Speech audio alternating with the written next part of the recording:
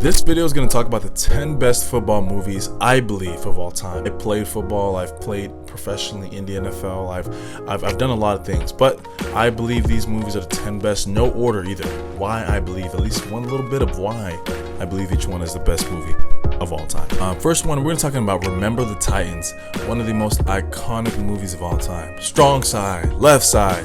One of Denzel's, I think, best performances. When comes in, especially in the 50s, when the segregation kind of happens, it kind of ends, and when two different worlds come together. But I believe that is one of the best movies. The Blind Side. You can't tell me you didn't cry when in this movie.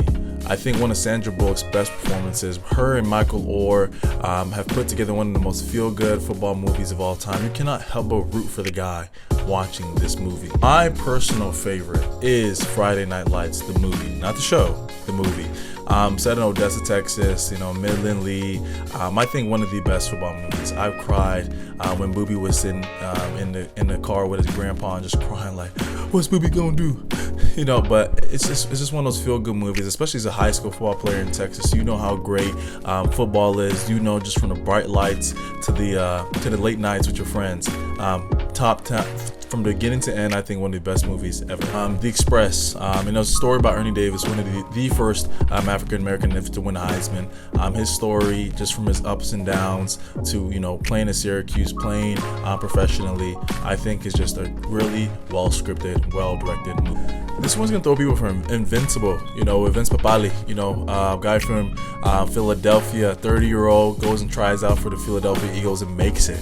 I think one of the consummate underdog stories, headed by Mark Wahlberg himself. Another great movie is The Gridiron Gang. It's a bunch of juvenile kids in juvenile detention, headed by The Rock, and he puts together this ragtag group of kids wanting to go out there and do something with their lives.